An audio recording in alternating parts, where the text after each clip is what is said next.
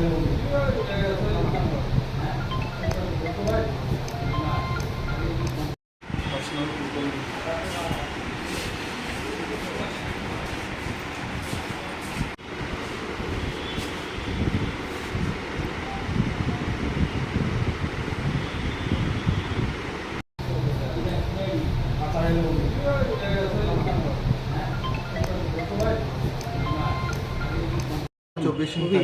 আমরা একজন বাংলাদেশিকে আটক করি লঙ্কামোড়া থেকে।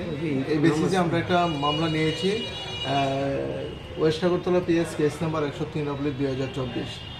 তাকে আমরা করে প্রডিউস করি এবং রিমান্ডে জিজ্ঞাসাবাদে আমরা পরবর্তী সময় আরও 2 জনকে অ্যারেস্ট করি সিটি সেন্টার থেকে। তাদেরকে আমরা করে ফরওয়ার্ড করেছি এবং রিমান্ডে জিজ্ঞাসাবাদে গতকালকে আমরা একটা স্পেশাল ইনফরমেশনের ভিত্তিতে 3 জন লোককে আটক করি, যারা বাংলাদেশ কক্সবাজার থেকে গতকালকেই আগরতলা প্রবেশ করেছে অবৈধভাবে, এবং তাদেরকে আজকে আমরা পুলিশ রিমান্ড চেয়ে আদালতে প্রেরণ করব। তাদের নাম হলো তাসমিন, ইমরান অ্যান্ড জাসিদ।